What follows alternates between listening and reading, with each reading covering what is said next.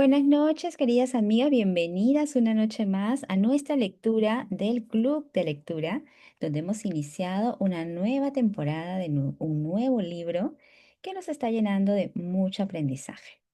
Voy a compartir aquí para iniciar con una breve introducción. Recordemos la dinámica de nuestro Club de Lectura. Estamos leyendo cada noche un pequeño fragmento del libro hasta que concluyamos con el mismo.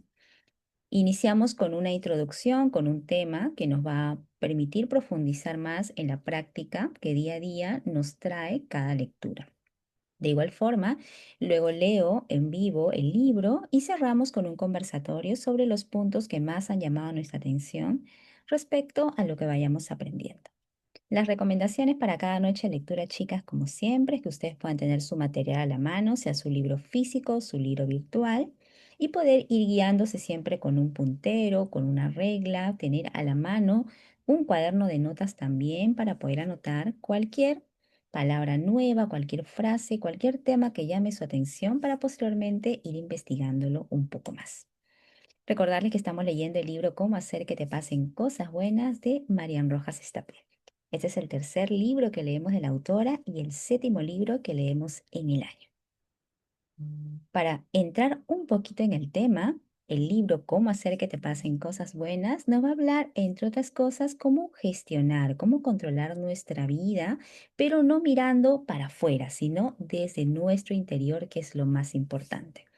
El libro siempre nos está enseñando con una base de la neurociencia. Eso es importante porque no estamos hablando simplemente un testimonio o referencias o sugerencias de la autora, sino que ha hecho una investigación en base a la neurociencia, con lo cual nosotros podemos gestionar día a día nuestras emociones y sobre todo cambiar nuestra mentalidad. ¿Para qué? Para vivir más felices, más satisfechos y siempre cada vez más cerca a nuestro propósito de vida. El mensaje, como muchos de los libros de la autora, es que nuestro cerebro es maleable, puede cambiar. Hasta el último día de nuestra vida, nuestro cerebro se puede modificar. A veces pareciera que nuestra mente o nuestro cerebro nos dicen cosas incorrectas o se vuelve hasta nuestro peor enemigo. En este libro vamos a poder descubrir cómo nuestro cerebro puede ser también nuestro mejor aliado en todo lo que hagamos en la vida. Vamos a iniciar con la lectura del día de hoy, chicas. Voy a compartir el material para poder adentrarnos en la lectura en sí. El día de ayer hemos leído la introducción al libro, que ha sido muy corta, muy breve, donde la autora nos venía contando un poco cómo iba a ser la experiencia que nosotros íbamos a tener en cada día de lectura. La introducción se fue muy breve y nosotros iniciamos también ayer con el capítulo 1 que se titula Destino, la felicidad. Avanzamos una parte corta y vamos a continuar ahora en la página 14 del libro virtual. Empecemos. En ocasiones creemos que nos merecemos todo, algo a lo que contribuye el materialismo imperante que nos hace pensar que es bueno que tengamos acceso a todo lo que deseamos. Sin embargo, ninguna acumulación de cosas puede proporcionar por sí sola el acceso a la felicidad, a ese estado interior de plenitud. Aquí hay una frase muy importante, es probable que nosotros ya lo tengamos muy consciente respecto a la acumulación de cosas. Se cree erróneamente, incluso quizás nosotros en alguna etapa de nuestra vida hemos llegado a creer que cuanto más cosas tengamos, que cuanto más dinero tengamos, vamos a ser más felices. O incluso decimos, el día que me gane la lotería, por fin voy a poder cumplir mis sueños. El día que tenga dinero, por fin voy a poder hacer lo que yo quiero y ser feliz. Es cierto que a veces son creencias que vienen de patrones de la familia, pero qué bueno que podamos tener hoy día herramientas a nuestro alcance para poder ir derribando esas creencias limitantes. Y como nos dice acá el libro, encontrar el verdadero acceso a la felicidad, a ese estado interior de plenitud. La felicidad consiste en tener una vida lograda, donde intentamos sacar el mejor partido a nuestros valores y a nuestras actitudes. La felicidad es hacer una pequeña obra de arte con la vida, esforzándonos cada día por sacar nuestra mejor versión. La felicidad está íntimamente relacionada con el sentido que le damos a nuestra vida, a nuestra existencia. Esta parte es muy importante porque nuevamente nos permite plantearnos a nosotros la pregunta de en qué punto de nuestra vida nos encontramos y qué tan satisfecho estamos con ellos. ¿Cuál es el sentido que tenemos? Quizás no a la vida en general, vayamos día por día. ¿Qué sentido le estamos dando al día de hoy, al día de mañana, a nuestros fines de semana, a cada tiempo que disfrutamos con nosotros mismos en soledad y también con las personas que amamos? Continuemos. Como vemos, el primer paso para intentar ser felices es conocer qué le pedimos a la vida. Es conocer qué le pedimos a la vida. En un mundo que ha perdido el sentido, que anda desorientado, tendemos a sustituir sentido por sensaciones. La sociedad sufre un gran vacío espiritual que se intenta suplir con una búsqueda frenética de sensaciones tales como satisfacciones corporales, sexo, comidas, alcohol, etc. Existe una necesidad insaciable de experimentar emociones y sensaciones nuevas cada vez más intensas. No hay nada malo per se en las relaciones sexuales, en una gastronomía cuidada o el placer de un buen vino. Hablamos de cuando la búsqueda de esas sensaciones sustituye el verdadero sentido de la vida. En esos casos de desorientación, la acumulación de sensaciones produce una gratificación momentánea, mientras que el vacío en nuestro interior crece como un agujero negro apoderándose paulatinamente de nuestra vida, lo que conduce de manera inevitable a rupturas psicológicas o comportamientos destructivos. Solo entonces, cuando el daño está hecho, la persona afectada o alguien de su entorno toman conciencia de que remontar es superior a sus fuerzas y buscan ayuda externa. Aparece entonces la labor del psiquiatra o del psicólogo para ayudar a recomponer esa vida. Esta parte es muy importante cuando quizás no encontremos la respuesta a muchos sucesos de nuestra vida personal, familiar, social. Está bien pedir ayuda. Es importante porque no somos conocedores de todas las herramientas. Entonces aquí nos remarca la autora la labor del psiquiatra o del psicólogo para ayudar a recomponer la vida. Ojo que es una ayuda que ellos nos brindan, pero el compromiso verdadero va a depender de cada uno de nosotros. Continuemos. El ser humano busca tener y relaciona felicidad con posesión. Nos pasamos la vida buscando tener estabilidad económica, social, profesional, afectiva. Tener seguridad, tener prestigio, tener cosas materiales, tener amigos. La felicidad verdadera no está en el tener, sino en el ser. Esta frase les recomiendo que la anoten en su libreta de apuntes. La felicidad verdadera no está en el tener, sino en el ser. Nuestra forma de ser es la base de la verdadera felicidad. Ojo, cuidado con la felicidad light, esa que se nos vende como que está al alcance de todos con un clic. Algo no funciona bien en ese concepto materialista cuando el 20% de nuestra sociedad está medicada por problemas de hábito.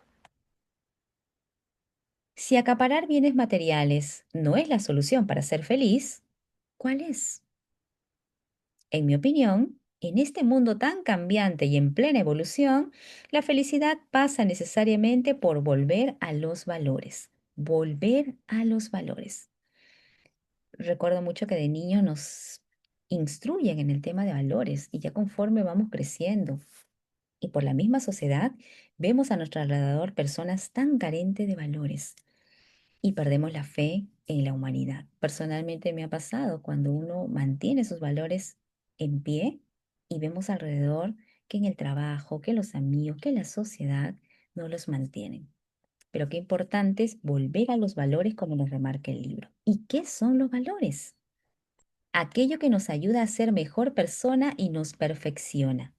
Es básico y se convierte en la guía en los momentos de caos y de incertidumbre. Cuando uno se pierde y no sabe hacia dónde dirigirse, el tener unos valores, unas directrices claras, ayuda a que el barco no se hunda. Valores y directrices claras. Ya lo decía Aristóteles en su libro Ética a Nicómano. Seamos con nuestras vidas como arqueros que tienen un blanco.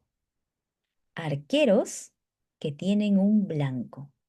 Hoy en día no existen blancos donde apuntar. Se han extinguido los arqueros y las flechas vuelan caóticas en todas direcciones. Para entender a qué mundo nos enfrentamos, me gusta este acrónimo introducido por la USA Army War College, que nos sitúa de forma sociológica en contexto. Volatilidad, incertidumbre, complejidad y ambigüedad. Sus siglas en inglés VUCA. Volatilidad, incertidumbre, complejidad y ambigüedad. Esta noción fue descrita para describir cómo se encontraba el mundo tras el final de la Guerra Fría. Actualmente se usa en liderazgo estratégico, en análisis sociológicos y en educación para describir las condiciones socioculturales, psicológicas y políticas. La volatilidad se refiere a la rapidez de los cambios. Nada parece ser estable. Los portales de noticias cambian cada pocos segundos para enganchar a los lectores. Las tendencias como ropas o lugares de moda pueden modificarse en días. La economía y la bolsa fluctúan en cuestión de horas. La incertidumbre, que es el segundo punto. Pocas cosas son predecibles. Los acontecimientos se suceden y uno puede sentirse impactado ante el giro de la situación. A pesar de que existen algoritmos para intentar adelantar o prever el futuro, la realidad acaba superando a la ficción. La complejidad se explica porque nuestro mundo está interconectado y el nivel de precisión en todos los campos del saber humano es casi infinitesimal. Hasta los más mínimos detalles influyen en el resultado de la vida. El famoso efecto mariposa de la teoría del caos. La ambigüedad, que yo conectaría con el relativismo, no deja paso a una claridad de ideas. Todo puede ser o no ser. No existen ideas claras sobre casi ningún aspecto. Siempre he pensado que la psiquiatría es una profesión maravillosa. Es la ciencia del alma. Ayudamos a las personas que se acercan a pedir ayuda a entender cómo funciona su mente, su procesamiento de la información, sus emociones y su comportamiento. Intentamos restaurar heridas del pasado o aprender a manejar situaciones difíciles o imposibles de controlar.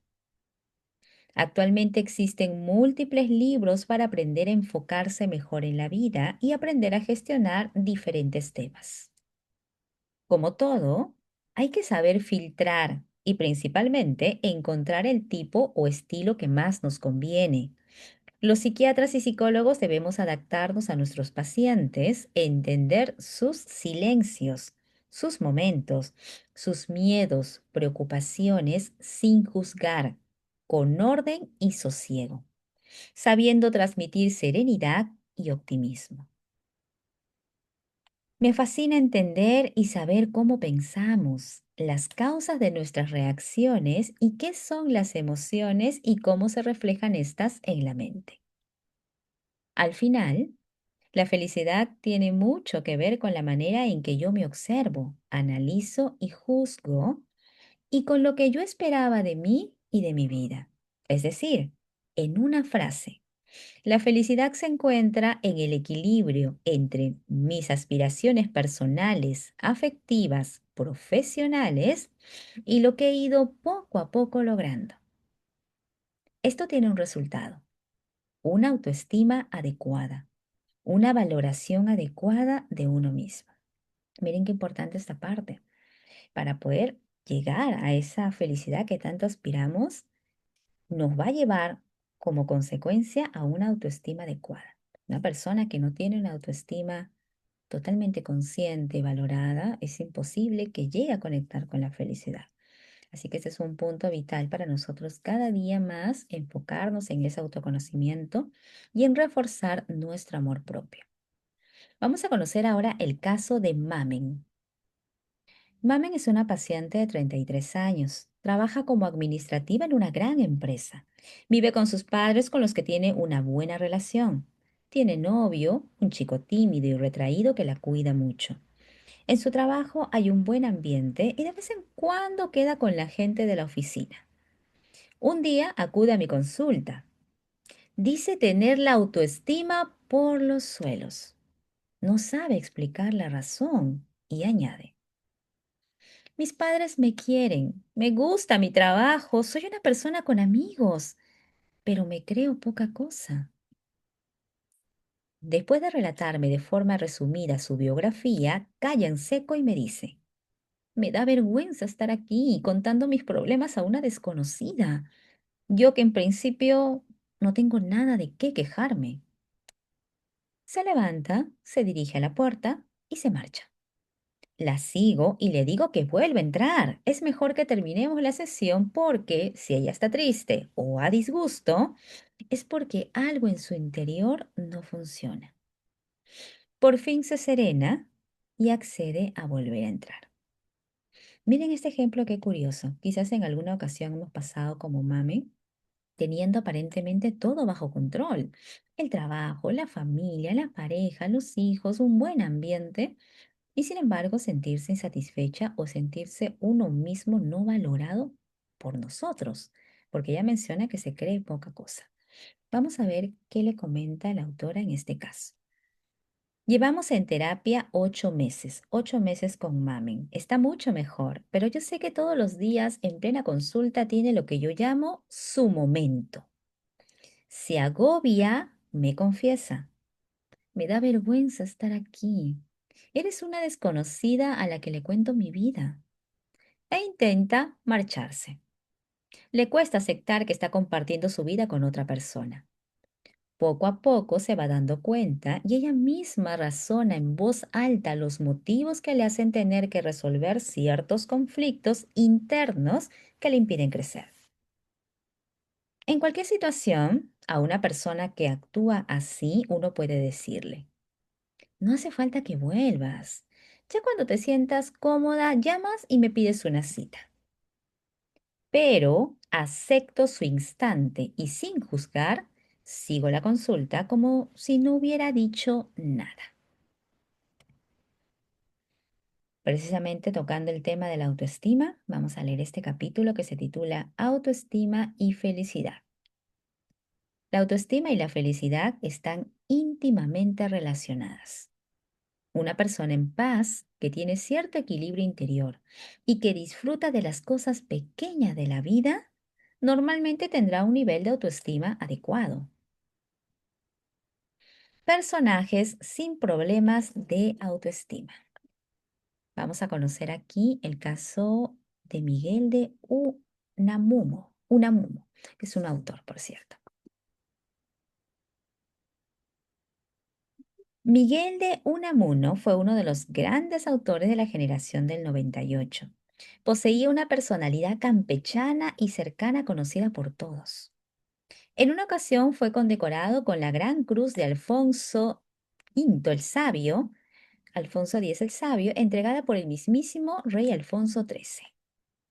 Unamuno, que era conocido por ser militante del Partido Socialista y Republicano, en el momento de la entrega del galardón, comentó: Me honra, Majestad, recibir esta cruz que tanto merezco. El rey, sorprendido, pero conociendo la personalidad del escritor, contestó: ¡Qué curioso! En general, la mayoría de los galardonados aseguran que no se la merecen.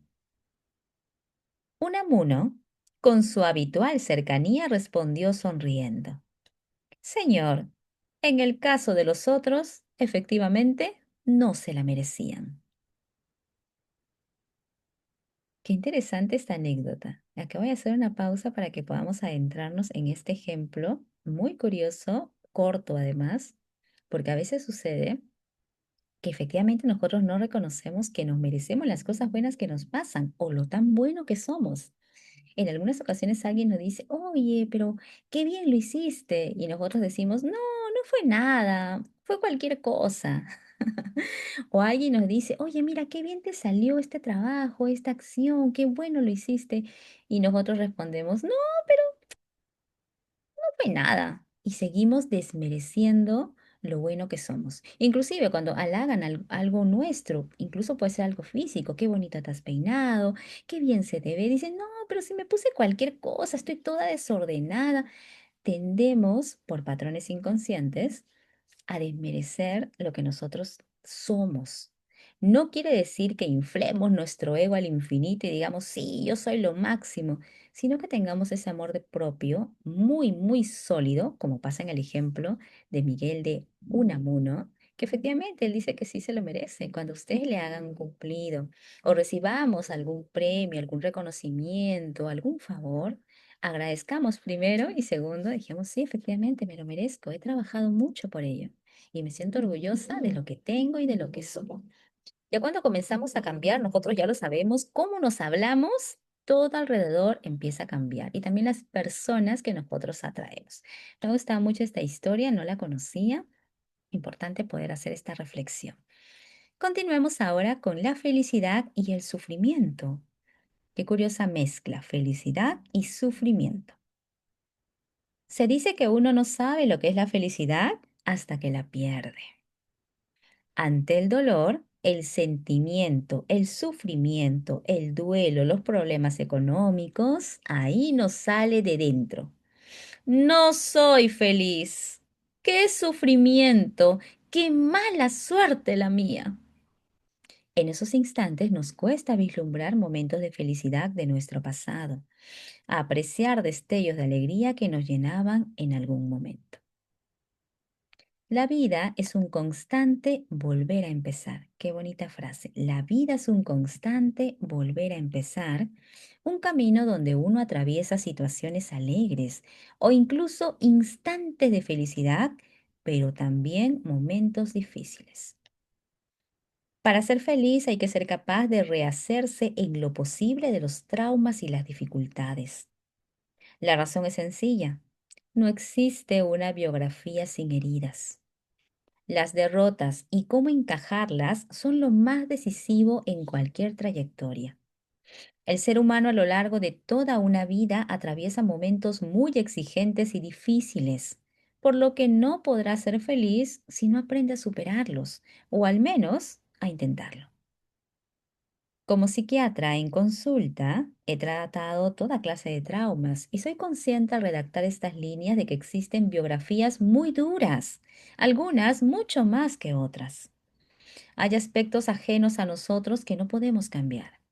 No podemos elegir gran parte de lo que nos sucederá en la vida, pero somos absolutamente libres, todos y cada uno de nosotros, de elegir la actitud con la que afrontarlo. Nos reparten unas cartas, mejores o peores, pero son las que tenemos y hay que jugarlas lo mejor posible. El hombre necesita herramientas para superar las heridas y los traumas del pasado. Los episodios que nos arrasan física y psicológicamente van dejando una huella importante en nuestra biografía. La manera en la que cada uno se sobrepone y vuelve a empezar marca nuestra personalidad en muchos aspectos. Ese talento nace de una fortaleza interior que todos tenemos desarrollada en mayor o menor medida, la resiliencia. Esta palabra me encanta también, es probable que ustedes la utilicen mucho, la vivan en conciencia, que es la resiliencia. Esto que nos permite tener esa fuerza para levantarnos y seguir a pesar de las caídas que podamos tener. El concepto de resiliencia fue puesto en boga por el médico francés Boris Cyrulnik. Este psiquiatra, hijo de unos inmigrantes judíos de origen ucraniano, nació en Burdeos en 1937. Tras la ocupación nazi, cuando él solo tenía 5 años, sus padres fueron arrestados y deportados a campos de exterminio. Pero él huyó, permaneció escondido en diversos lugares y finalmente fue acogido en una granja bajo la identidad ficticia de un niño no judío llamado Jean Laborte. Pasada la guerra, la familia que lo acogió le animó a estudiar medicina y ser psiquiatra. El joven Boris pronto se dio cuenta de que a través de su biografía podía entender las causas del trauma e intentar ayudar a otros, fundamentalmente niños, a rehacerse tras un trauma o ruptura emocional. Qué importante esta parte, porque cuando a nosotros nos ha pasado algo fuerte, podemos ayudar a otros que están pasando por lo mismo también a superarlo. Y eso hace que veamos que nuestros problemas no son tan grandes quizás como los de otras personas. El diccionario de la RAE define resiliencia en una de sus entradas como la capacidad de un material, mecanismo o sistema para recuperar su estado inicial cuando ha cesado la perturbación a la que se había sometido. Sir Lubnik amplió el significado del concepto a la capacidad del ser humano para reponerse de un trauma y, sin quedar marcado de por vida, ser feliz. Me encanta este concepto de resiliencia, lo voy a repetir. La capacidad del ser humano para reponerse de un trauma y sin quedar marcado de por vida, ser feliz. La resiliencia nos envía un mensaje de esperanza. Antes se pensaba que los traumas sufridos en la infancia eran imborrables y que perduraban marcando decisivamente la trayectoria del niño afectado. ¿Cómo podemos superar esas heridas tan profundas y dolorosas? La clave se sustenta en la solidaridad, en el amor, en el contacto con otros, en definitiva, en los afectos. Miren qué bonito, muchas veces nos preguntamos nosotros mismos, o ustedes nos han comentado en varias ocasiones, que seguimos trabajando en superar esos traumas o heridas del pasado, que a veces todavía duelen, pero que seguimos trabajando en ello. Aquí la autora nos da una clave. ¿Cómo superar esas heridas tan profundas y dolorosas? Solidaridad, amor, contacto con otros. En definitiva, los afectos. Y aquí en los afectos, valga remarcar, afecto con nosotros mismos y también el afecto que tengamos con las personas. Volvernos en personas también solidarias, amorosas. Continuamos hablando de Sir Lubnik, que es el que ha propuesto este concepto de resiliencia. Sir Lubnik, a lo largo de su experiencia, muestra numerosos ejemplos al respecto. En la Universidad de Toulouse, donde él es profesor, ha trabajado con enfermos de Alzheimer. Muchos de ellos han olvidado las palabras, pero no han olvidado los afectos, la música, los gestos o las muestras de cariño. Cyrulnik insiste en la flexibilidad de la psique. Antes se pensaba que una persona quedaba marcada por el dolor y el sufrimiento. Si la persona supera ese trauma, esa herida, se convierte en alguien resiliente. Entonces, ¿qué decidimos ser nosotros? ¿Resilientes o seguir viviendo en el plan de víctima, quejándonos y esperando que algún día la vida cambie por arte de magia? Seamos personas resilientes y sigamos leyendo en qué consiste o qué más tiene que traernos esta mágica palabra. En este proceso de ayuda es clave no culpabilizar por los errores del pasado y prestarle apoyo y cariño. En este proceso de ayuda es clave no culpabilizarla por los errores del pasado y prestarle apoyo y cariño. Existen múltiples terapias para ello. Hace unos años trabajé en Camboya sacando niñas de la prostitución infantil. Ha sido, de forma clara, uno de los momentos que ha marcado mi vida de manera más importante. Me dediqué a ir por los burdeles de Camboya rescatando niñas en condiciones deplorables. Recuerdo de forma nítida a una niña, recién rescatada de una red de prostitución con 13 años, que me preguntaba con la mirada perdida: ¿seré capaz de tener una vida normal y de disfrutar algo, el mensaje de esperanza está ahí. La ciencia lo explica. Mi experiencia me lo ha enseñado. Existen métodos de curación que sanan las heridas más profundas. A lo largo de estas páginas contaré cómo acabé colaborando en este proyecto tan apasionante en Camboya y algunas de las historias que han marcado mi vida. Todo el camino que he recorrido me ha ayudado a entender mejor el cerebro humano y con él el sufrimiento y en última instancia el camino a la felicidad. Ahora vamos a leer sobre el trauma, una palabra también muy presente precisamente cuando estamos en procesos de sanación, en procesos de desarrollo personal. Un autoconocimiento traumático destruye la identidad y la convicción sobre uno con respecto a los demás y al mundo. Esa ruptura es el inicio de lo que conocemos como trauma. Cyrulnik estableció que para que suframos un trauma se ha de cumplir la teoría del doble golpe. Teoría del doble golpe. ¿Qué quiere decir? El primer golpe será el evento perturbador propiamente dicho, el acontecimiento traumático en sí. Pero para que éste se asiente en la vida ha de sobrevivir un segundo golpe que proviene de ciertos comportamientos del entorno que a grandes rasgos pueden implicar rechazo o abandono, estigmatización, asco, menosprecio o humillación, siendo la incomprensión un fenómeno común a todos ellos. Los pilares de la resiliencia, según Boris Cyrulnik, son tres. Pilares de la resiliencia. El primero, el personal.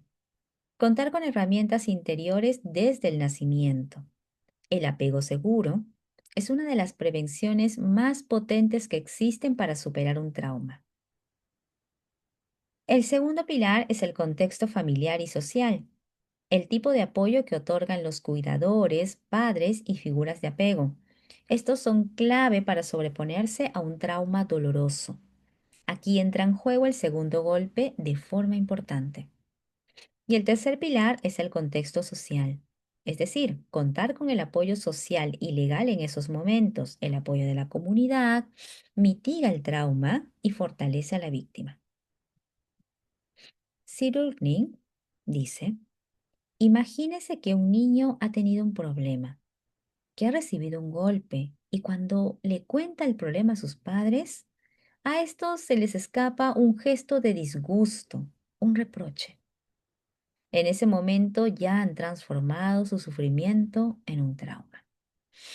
Mucha atención con los gestos que nosotros a veces son inconscientes.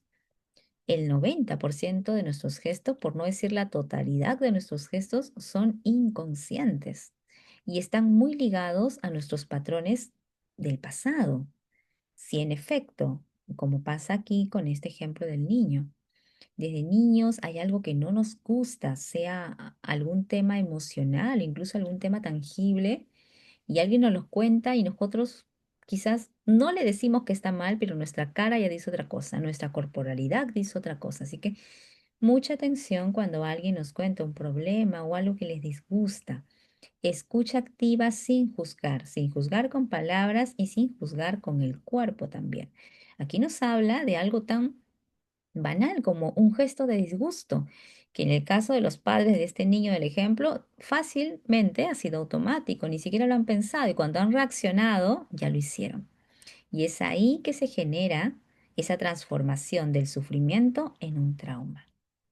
Vamos a conocer ahora el caso de Lucía. Lucía es una niña de 6 años. Vive con sus padres y sus dos hermanos de 7 y 2 años. Va al colegio de su barrio y es una niña muy feliz, creativa y con gran capacidad imaginativa. Un día, estando en una fiesta de cumpleaños en la casa de un amigo del colegio, acude al cuarto de baño. Al entrar, ve que dentro está el padre de un chico de su clase. Se queda afuera y se disculpa de forma educada. El tipo en cuestión, no merece otro nombre, le dice de forma amable que entre. Se baja el pantalón y le pide a Lucía que le toque. La niña, asustada, obedece. Acto seguido, él le quita la ropa interior a ella y le mete la mano bajo el vestido. Paralizada, Lucía no puede hablar ni gritar. El tipo amenaza a la niña para que no cuente nada a nadie o le hará mucho daño a ella y a sus hermanos. Lucía sale del baño y se esconde a llorar en una esquina. Sus padres no están en la fiesta, pero espera que lleguen lo antes posible. Media hora después, les ve entrar a casa. Observa que el tipo del baño se acerca y de forma amable los saluda. Les dice que su hija se ha portado muy bien y que es muy educada. Lucía comienza a sudar. Quiere llorar. El tipo se acerca, le coge de la mano y le dice: tus padres están aquí. Ya les he dicho que te has portado muy bien. Dales un besito a tus hermanos cuando les veas. Para Lucía no hay duda, y al subir al coche lo primero que hace es contarle a sus padres lo sucedido. Pero ellos no dan crédito, pero la escuchan con suma atención. A los 2 días acuden a mi consulta a pedir consejo y ver cómo gestionarlo. Dudan de que sea cierto, pero no quieren en ningún caso poder herir más a la niña. Traté a Lucía durante medio año. Ella tenía pesadillas, le daba miedo tratar con hombres mayores. Se sentía triste, no quería ir al colegio. Desde el primer momento se le mostró el apoyo de sus padres. El tema se llevó a juicio y ella aprendió a mejorar sus fortalezas interiores. Hoy es una niña sana, feliz y de 13 años. Hace pocos meses vino a verme a la consulta a contarme que se va una temporada a Irlanda a aprender inglés. Sus palabras en la despedida fueron: ya no tengo miedo, lo he superado. Quiero darte las gracias por apoyarme, por creerme y por fortalecer la relación con mis padres. Sé que dudaron de mí durante unos instantes. El hecho de que me apoyaran hasta el final y de que tú me trataras desde el inicio me ha librado de un gran trauma para siempre. Ser feliz es ser capaz de superar las derrotas y levantarse después. Creo que el caso que hemos leído lo describe totalmente, muy al margen de que es obviamente la historia resumida, hay un trasfondo muy profundo con la terapia que la autora ha hecho con el personaje de esta historia. Pero rescatemos el mensaje final: ser feliz es ser capaz de superar las derrotas y levantarse después. Siempre es posible, conforme nos está contando nuestra especialista, poder superar un trauma. El presente puede resultar en ocasiones una pesadilla. En algunos casos uno ansía huir hacia adelante. En otros momentos uno se bloquea y se queda paralizado en algún recuerdo o en algún evento pasado traumático. Sentarse en el pasado nos convierte en personas agrias, rencorosas, incapaces de olvidar el daño cometido o la emoción sufrida. Todos hemos pasado por etapas donde percibimos que necesitamos una pausa o un freno para recuperar fuerzas tras una temporada muy exigente física o psicológicamente, o solo para volver a intentar alcanzar una meta que no hemos logrado. En esos momentos de parón, donde, sobre todo al principio de unas vacaciones, afloran la tensión y el agotamiento. Uno se percibe más vulnerable que nunca. Esa vulnerabilidad no solo es psíquica, sino que al relajar el cuerpo tras una temporada de esfuerzo, se produce una bajada generalizada de nuestras defensas que favorece que se contraigan catarros, gripes u otras enfermedades. Son precisamente esos momentos post-tensión los más importantes en nuestra trayectoria psicológica, puesto que en función de cómo los afrontemos pueden sobrevenir importantes desajustes mentales. Debemos estar vigilantes en esas temporadas, porque con frecuencia es al frenar la actividad, al tener tiempo. Cuando nos paramos a pensar y cuando podemos darnos cuenta de si nuestra salud psicológica está en riesgo por algo que ha ocurrido. En cualquier caso, las batallas las ganan los soldados cansados. Las guerras, los maestros de la fortaleza interior. Esa fortaleza interior nos ayudará a superar los problemas y se cultiva aprendiendo a dominar el yo interior, los pensamientos del pasado o inquietudes del futuro que nos atormentan y nos impiden vivir de forma equilibrada en el presente. El tiempo no cura todas las heridas, pero sí aparta lo más doloroso del centro de mira. El sufrimiento es, por tanto, escuela de fortaleza. Esa frase también está muy buena. Anotémosla para el recordatorio. El sufrimiento es, por tanto, escuela de fortaleza. Cuando ese torrente que emana del sufrimiento es aceptado de manera sana, uno adquiere un dominio interior importante y fundamental para la vida. El equilibrio es aprender a mantener cierta paz interior, ecuanimidad y armonía a pesar de los mil avatares de la vida. Equilibrio. Mantener paz interior, ecuanimidad y armonía, a pesar de los problemas de la vida.